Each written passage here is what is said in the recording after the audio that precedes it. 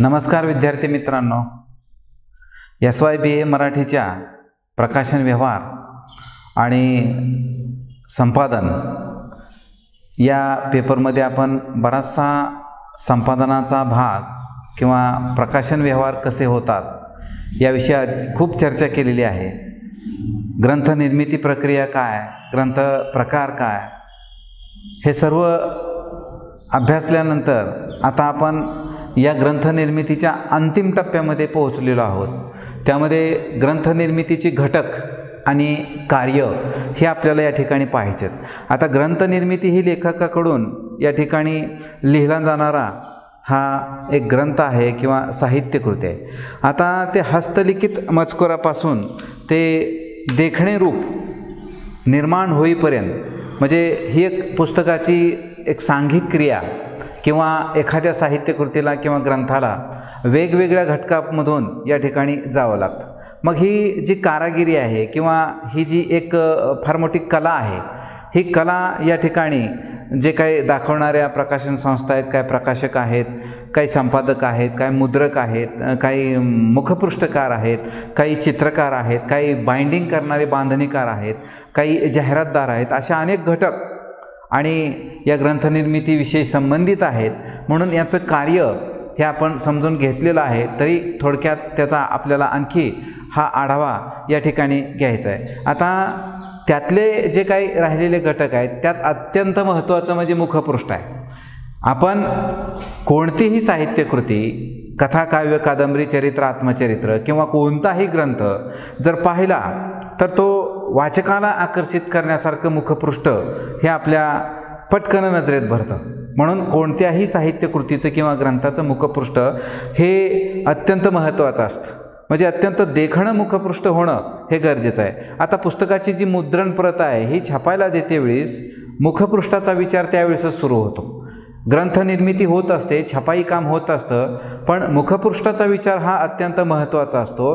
त्यामुळे सर्वसाधारण त्या साहित्यकृतीचा, त्या ग्रंथाचा जो काही विषय आहे किंवा साहित्य प्रकार आहे, मग त्याविषयी त्याचा आशय काय, हा सर्वांगीण विचार या ठिकाणी या प्रकाशकाला, संपादकाला, चित्रकाराला, लेखकाला हा करावा लागतो। यात मुख्य असतो तो चित्रकार असतो आणि असा चित्रकार ही सर्व साहित्यकृती किंवा तो ग्रंथ हा वाचत असतो आणि मग त्याला ते मुखपृष्ठ तयार करण्याचं काम हे करावं लागतं। आता मुखपृष्ठ हे पुस्तकातील किंवा ग्रंथातील किंवा त्या साहित्यकृतीतील आशयाशी एकजीव असणं अत्यंत गरजेचं आहे। त्यामुळं स्वतंत्र चित्र काढत असताना या ठिकाणी या पुस्तकाची एक चित्रलिपीच या ठिकाणी तयार करावी लागते, पण ती मिळतेच असं नाही।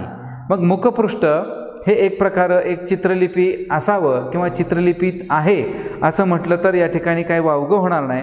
आता हे जी चित्रकार आहेत, हे चित्रकार काय करतात तर लेखकाच्या जाणीवेशी किंवा या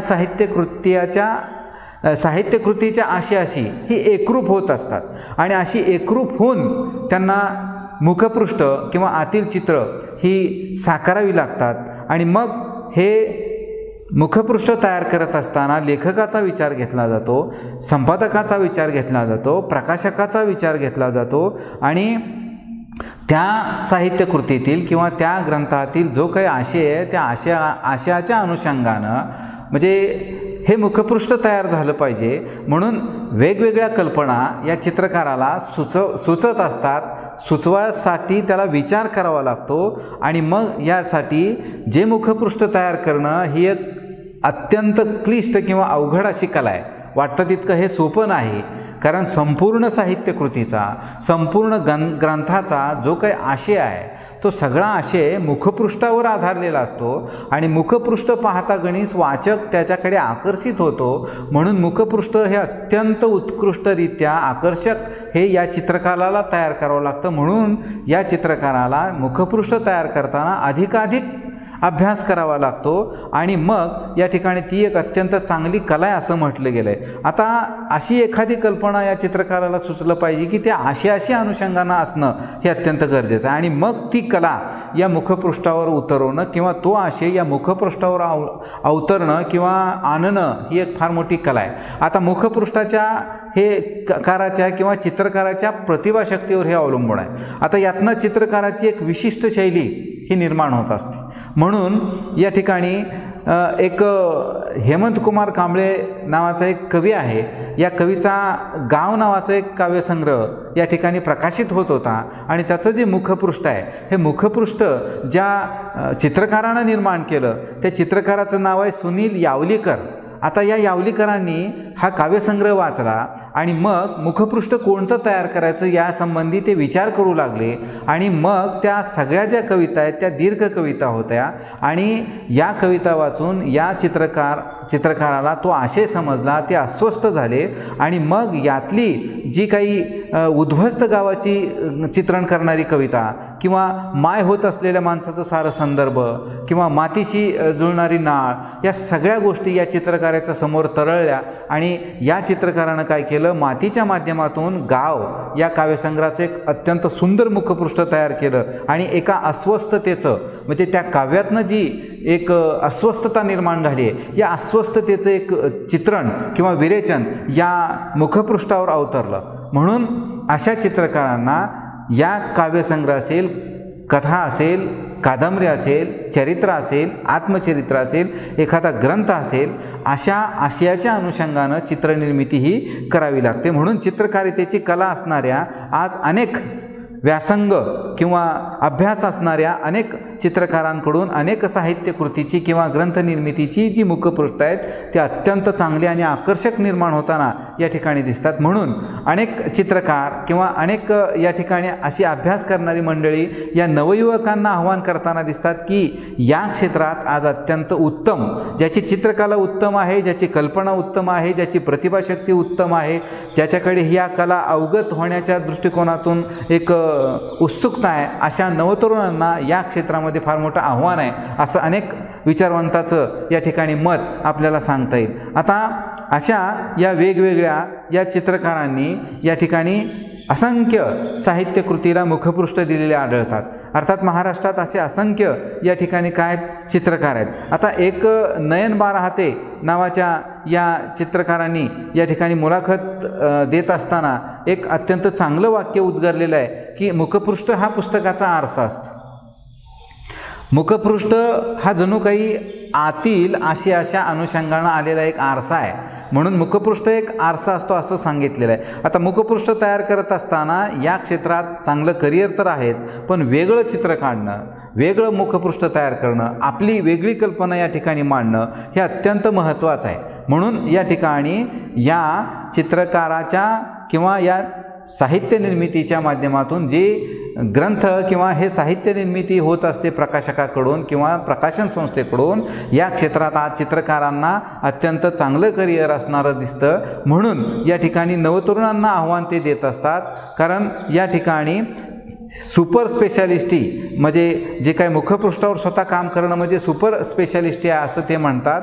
आणि अशासाठी तुम्हाला तिसरा डोळा असणं अत्यंत आवश्यक आहे. ज्ञान असणं गरजेचं आहे, अभ्यास असणं गरजेचं आहे, उत्तुंग प्रतिभाशक्ती असणं गरजेचं आहे. विविध कल्पना आपल्याला या क्षेत्राशी समजावे लागतात आणि लेखक, प्रकाशक, संपादक आणि स्वतः चित्रकार यांच्या चर्चेतूनच या ठिकाणी काय होतं तर हे चित्र किंवा मुखपृष्ठ हे तयार करतायत. आज जागतिकीकरण झालं आहे. अशा जागतिकीकरणामुळं जगातल्या कुठल्याही पुस्तकाचं या ठिकाणी चित्र किंवा मुखपृष्ठ हे आता आपल्याला या ठिकाणी इंटरनेटच्या माध्यमातून हे तयार करता येतं. म्हणून नवनवीन तंत्रज्ञानाची जी साधनं आहेत ही साधनं या ठिकाणी आपण शिकलं पाहिजे. म्हणून अशा या वेगवेगळ्या चित्रकारांना किंवा अशा वेगवेगळी चित्र काढणाऱ्या नवतरुणांना हे एक फार मोठं आव्हान आहे. म्हणून साहित्यकृती किंवा ग्रंथनिर्मिती निर्माण होत असताना मुखपृष्ठ हे अत्यंत महत्त्वाचं असतं. म्हणून या मुखपृष्ठाला या चित्रकारांनी अशी बांधलेलं असतं. अशा या मुखपृष्ठानंतर जी मुद्रण प्रत आहे, ही मुद्रण प्रतसुद्धा अत्यंत महत्त्वाचं या ठिकाणी ग्रंथनिर्मितीचं एक कार्य. आता मुखपृष्ठ हा तर पुस्तकाचा किंवा साहित्यकृतीचा आरसा आहेच आहे.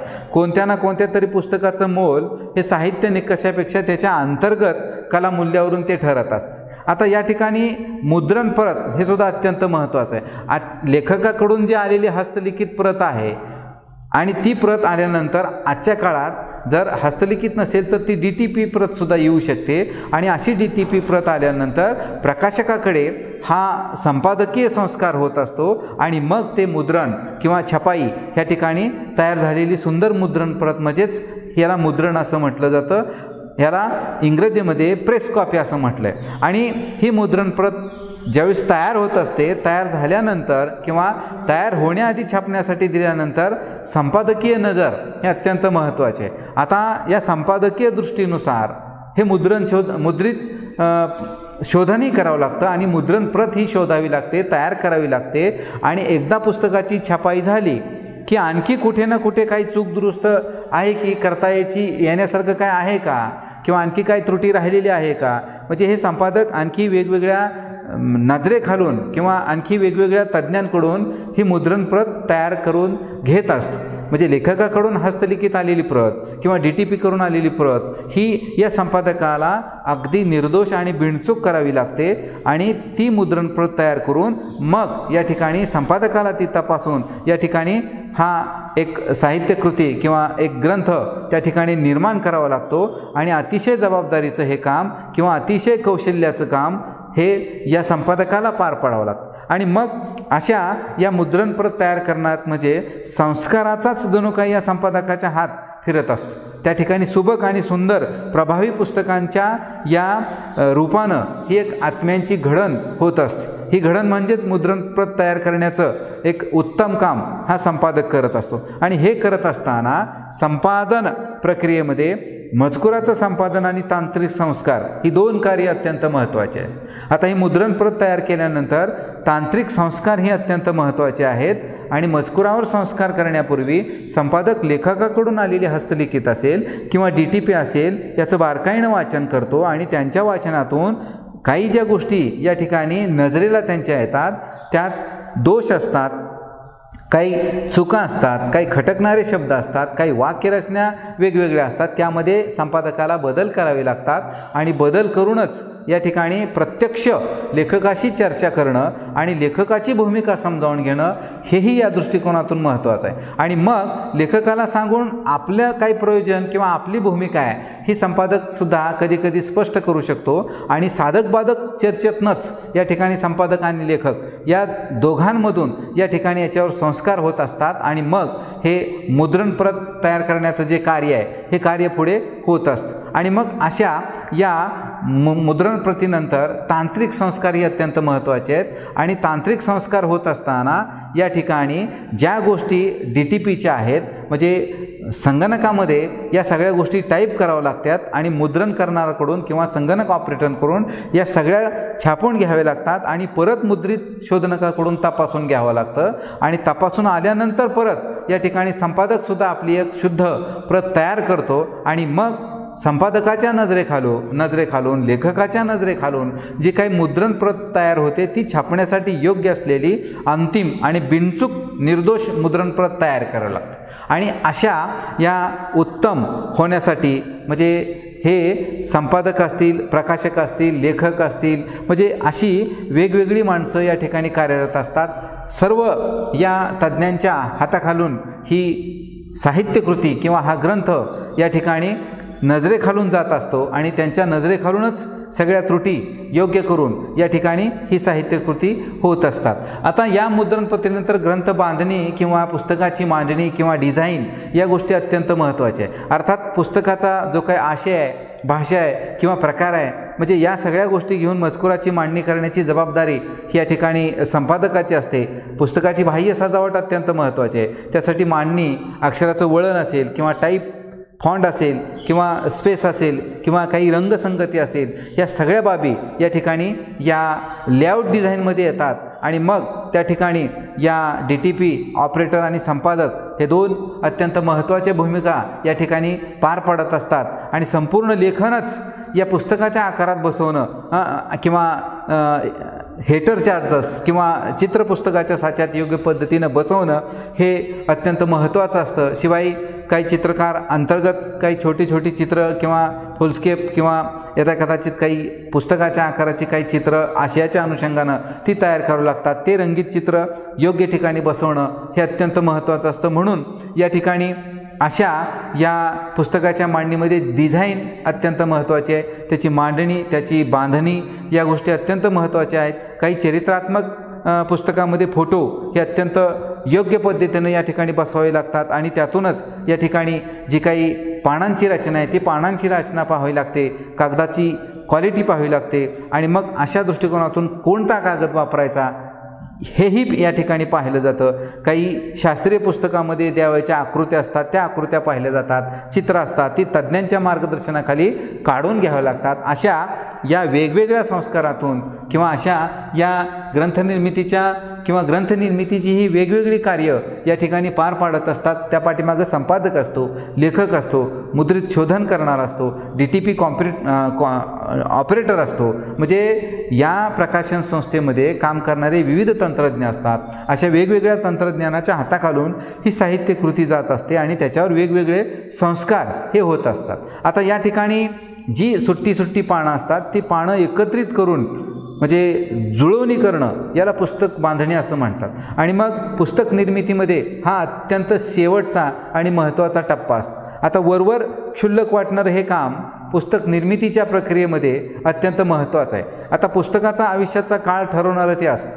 कधी कधी काय होतं, त्याचं बाइंडिंग सुटणं, त्याची बांधणी सुटणं, कागद योग्य न वापरणं, कधी कधी असं फोल्ड केल्यानंतर त्याचे तुकडे होणं. म्हणजे या ठिकाणी अत्यंत चांगली गुणवत्ता किंवा क्वालिटी ही या ठिकाणी बाइंडिंगला वापरावं लागते. म्हणून उत्कृष्ट छपाई असेल, उत्कृष्ट मुखपृष्ठ असेल किंवा संपादकांनी अपार मेहनत घेऊन तयार केलेलं पुस्तक हे या ठिकाणी अत्यंत महत्त्वाचं असतं. म्हणून या ठिकाणी या सर्वांचा जर परिश्रम सार्थकी लागायचा असेल तर हे पुस्तक टिकणं किंवा याची बांधणी किंवा याची क्वालिटी चांगली करणं हे अत्यंत गरजेचं आहे. कारण ही साहित्यकृती, हा ग्रंथ अनेक वाचकांच्या हाताखालून जात असतो. अनेक जण त्याला वापरत असतात. वापरतानाच्या प्रत्येक वाचकाच्या वेगवेगळ्या पद्धती असतात, फोल्ड करण्याच्या वेगळ्या पद्धती असतात. त्यातून नकळत ती बाइंडिंग सुटू शकते, पानं गळू शकतात, पानं कट होऊ शकतात. पुस्तकांची जी काही बाइंडिंगची बाजू आहे ती बाजूसुद्धा कधी कधी मोकळी होते. म्हणून या ठिकाणी या पुठ्ठा बाइंडिंग जास्तीत जास्त अत्यंत चांगलं आणि टिकाऊ असतं ते केलं जातं. साधारणतः 250 पानांच्या पुस्तकांना असं पुठ्ठा बाइंडिंग करणं हे अत्यंत महत्त्वाचं असतं. आणि मग या पुस्तकाचं आयुष्यही या प्रक्रियेतनं ते वाढत असतं आणि अशा या परफेक्ट बाइंडिंगच्या अनुषंगानं या साहित्यकृतीची किंवा या ग्रंथनिर्मितीची जी बांधणी आहे ती बांधणी या ठिकाणी पक्की होत असते. आणि अशा मशीनवर दाब देऊन या ठिकाणी बाइंडिंग अत्यंत चांगली केली जाते. ग्रंथ चांगला निर्माण होतो, साहित्यकृती चांगली निर्माण होते. आणि मग या ठिकाणी कुशल ऑपरेटर त्या ठिकाणी असतो, डिंक चांगला वापरला जातो आणि बाइंडिंग चांगलं वापरलं जातं, जाड पुठ्ठा वापरला जातो आणि मशीनच्या साहाय्यानं दाब देऊन या ठिकाणी ही पुस्तक बांधणी अत्यंत चांगल्या प्रकारे होते. आणि मग ती प्रकाशित होऊन एका मान्यवर व्यक्तीच्या किंवा एखाद्या सार्वजनिक कार्यक्रमामध्ये किंवा एखाद्या बाह्य हॉलमध्ये एखादी ग्रंथ असेल, साहित्यकृती असेल, त्याची या ठिकाणी राजकीय, सामाजिक, सांस्कृतिक कुठल्याही एका व्यक्तीच्या हातून ते पुस्तक प्रकाशित होत असतं आणि ते वाचकांपर्यंत येत असतं. अशी या ग्रंथनिर्मितीचे घटक आणि कार्य हे असे आपल्याला या ठिकाणी पाहता येतील. ठीक आहे, ह्या घटकानंतर आपण पुढच्या घटकाचा विचार करू. कारण या ठिकाणी हा ग्रंथनिर्मितीचा घटक हा आपला संपलेला आहे. पुढच्या घटकाकडे आपण पुढच्या तासाला वळू. ठीक आहे, धन्यवाद.